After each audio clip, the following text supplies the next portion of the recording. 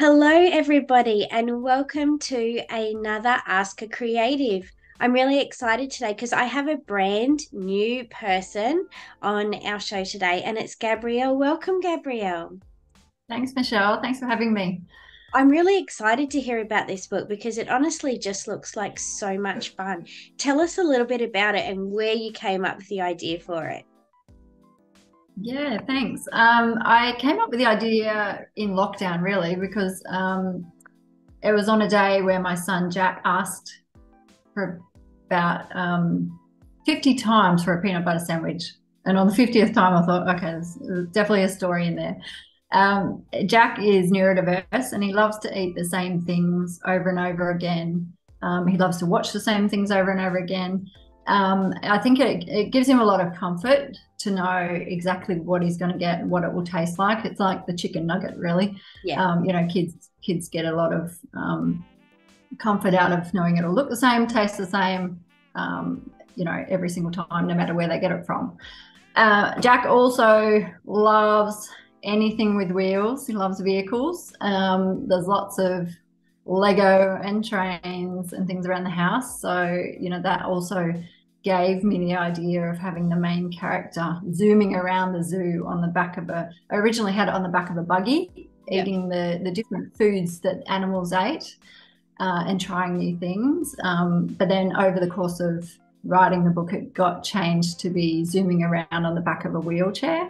And we absolutely love this idea because on a few occasions, Jack has pushed his friends around his school that are in wheelchairs, and he loves wheelchairs, obviously, because they've got wheels. So I think it relates well.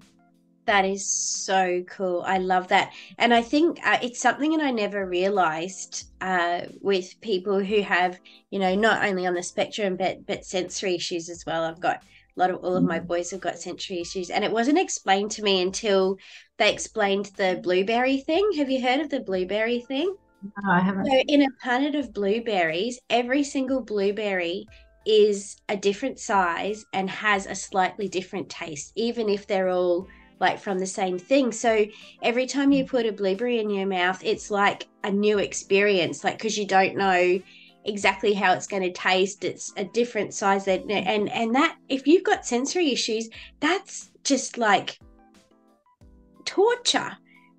And Yeah, it it's and I distressing. didn't even, it was something. I think because I grew up in the generation of picky eaters, it's like, well, it's on your plate, you need to eat it. But yeah, I didn't even realize it. It's something that's really important. So I love that you've honored that. And how many great ideas did we come up with in lockdown? I know. Lots of great books were There formed in was so lockdown. many, so much stuff. And the great thing about that is if it doesn't work out, we can go, oh, it was 2020. It's Yeah. So 2020. So did you That's have right. any help bringing this to life? I think when I first wrote the book, it was just like I couldn't stop writing. It was far too long. No child or their parent was ever going to read it at night time together because it would have taken forever. So with the help, when we got down the track of working with the wonderful editor that I had, we really refined the text and worked together to make it more succinct. So yeah, I have to give her a lot of credit there. Oh, that's amazing. And have you got a favorite part of the book? I do. It's the end of the book, and it's a bit of a spoiler alert here. It's where That's okay. Jack saves the day from the scary lions. And I love this part of the book because, Annabelle Hale is just, beautifully Oh, the illustrated the lions. illustrations, gorgeous. But it also shows the main character Jack as being a really kind and helpful person, and that's exactly who he is. Mm. And it also shows that he's really brave from trying new things on his adventure around the zoo. So I really love that. He must love having his own book. Yes and no. He Okay. fluctuates between wanting to be famous and then not wanting the attention on him. So Okay. yeah, Yes. you'll understand Yeah, that. absolutely. When Absolutely. am I going to get the money? He says. Yes. Because Oh my that means gosh. buying I Lego. hope you signed a contract with him before you started because he's going to want his cut for sure. Absolutely. I think we've well and truly paid him his advance in Lego. Do you find like you have a certain place that you sit and write? Like, have you got a designated area where you create? I would love to say yes. I mean, really, it's this spot where I am now. It's you know, in my home. I've usually got my children badgering me in the background. So tapping into my creative side is a great way to block out that those constant demands for food in the background. But you know, then it's also like a really chaotic process. So I do also love to, you know, go and sit in the library sometimes and just, you know, be at peace with the environment around, or, you know, go for a long walk on the beach to think about different characters and storylines. Sometimes I go for the odd slow jog, which is a really, you know, great way to just have some time to think.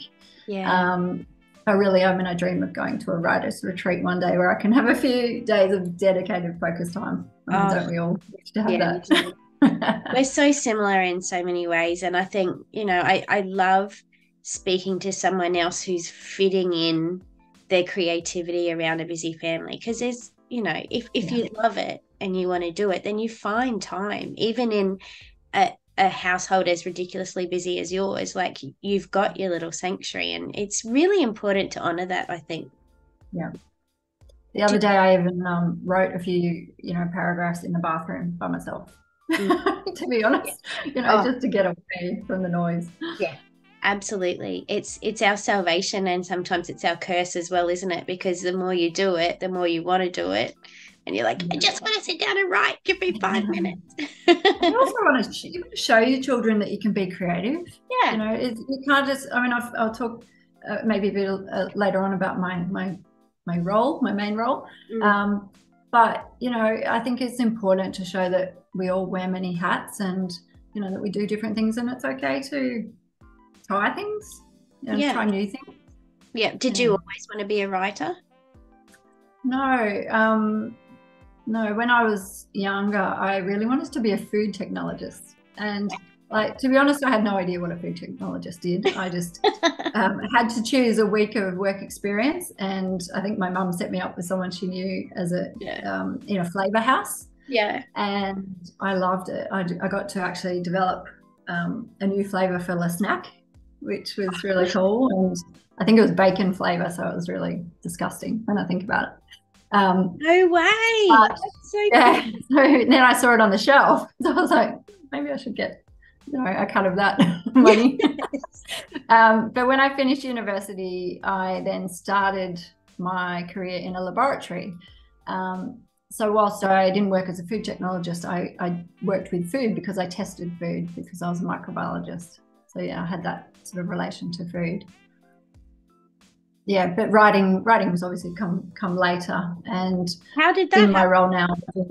I do a lot of work with disability and different diversity programs at work. So you know, really, at that time I was delivering a huge program of work around disability inclusion. Yet I could see with my son a lot of things at school going a bit pear-shaped, you know, around social friendships and, you know, that remote learning around, you know, he at the time couldn't read very well. So, you know, how was he expected to be able to jump onto a Zoom call and, you know, read something online? It just, you know, so it was a really confronting time for me, because I almost had to choose which child to focus on, you know, and then eventually, because he had additional needs, he was able to go back to school, which was, you know, the best sort of area for him to be, to keep that learning going. But, you know, all of these ideas, then I had to, you know, pull it into a book and make it really fun, you know, because if it's not fun, people aren't going to read it. Sounds like there's lots of books that you could write if you put your mind to it. Yes, I've got lots of ideas floating around. I just need to distill them. Yeah, that's focus right. on one thing That's right. So what's the favourite part of what you do? Well, I mean, as I said before, I do wear many hats. I am fortunate enough to work in a university, so I get to work with some pretty amazing people. I have a job where I find other people there in their dream jobs. So, I mean, how lucky am I in that respect? But I also work with some really inspiring researchers and leaders as well. You know, the writing part has been a like wonderful new avenue to my life, where I've been able to go and visit, you know, kinders and schools and read to children. And I've just been invited to my first book week, which I'm so excited about. So that's, I think I've always been quite creative, but I've never known what to do with it. So I think this is a really good avenue to explore that further. Absolutely. And obviously, you know, a mum, that's being a mum, that's another big job, and the best job in the world, despite, you know, us all having a grumble about it every so often. We're allowed every now and again. So what advice would you have to somebody who's just starting out, maybe a busy mum, maybe a mum of someone with special needs, who can see that there's a resource missing or something missing? What advice would you have to them? Well, I mean, first and foremost, if you are a parent or a carer of someone with special needs, you don't need to put pressure on yourself to do extra. It's a lot already. Like, it's an all-encompassing 24/7 role in itself.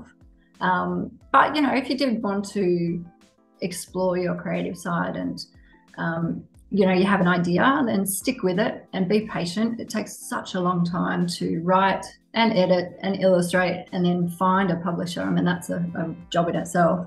Yeah. And then go to, you know, publish the book. It takes years. So be prepared for that. I think write things from the heart, because, you know, when you're writing from the heart, it really resonates on the page. And don't be afraid to talk about topics that are a little bit different and, you know, that challenge stereotypes. I think diversity is what makes us a better place. And, you know, certainly during lockdown, I realized there wasn't much diversity in my bookshelf. So that was really important to, you know, have that in my own book. But yeah, just go for it. I think you can't, you know, you can't lose out. It's even if it doesn't get published, it's a cathartic process in itself. Absolutely. Totally agree. 100%. And if somebody wants to get in contact with you, what's the best way that they can do that? I'm always open. I've got an Instagram account that people are, you know, welcome to send me messages. I get lots and lots of photos of little people reading the book, which is wonderful, and you know, some questions from other writers as well. And I do the same, you know, asking lots of silly questions of other people, because it is a journey. And you know, I think, you know, for lots of different reasons, we look at you know, different social media and other avenues and go to conferences, and you know, there's lots of avenues, but everyone's welcome to contact me at any time. Awesome. Usually by Instagram or email. Yeah, never phone call. Phone call, I wouldn't be able to hear you. There's too much happening in my house, so yeah, never phone call. Maybe a text. Yeah, text. I'm so excited to read this book. We haven't got our copy yet of Jack's Best Day Ever, but definitely we'll be grabbing a copy for Tom. I congratulate you so much on going on this journey and to sticking with it. Can you give us any sneak peek of what you're thinking you're going to do next? Oh, I am focusing on a few other picture books that are not really centered around Jack anymore. I think, you know, that's... He's too expensive. Exactly. Yes. But I think there's a lot of avenues within that book. As you said, like, you know, there's a lot of shoot-offs that could, I think all of my books will have some sort of diversity lens to it, because, you know, I think that's so important. I am also writing a book that is around food and connections, you know, with different families. So all of these are longer burn projects, and I've just finished the Australian Writers Centre course for children's novels. So I'd love to give that a go and try and write something a little bit longer, but that's going to take a bit of time. You can do it. I know you can. That's so amazing. Thank you so much for coming and spending some time today and sharing a little bit of insight into the behind the scenes of Jack's Best Day Ever. Great title. And we'd really love to have you on another time for your next exciting opportunity. Oh, I'd love that. Yeah, hope there is one. Yeah, absolutely. Thanks very much. See you later. Thanks, Michelle. Bye.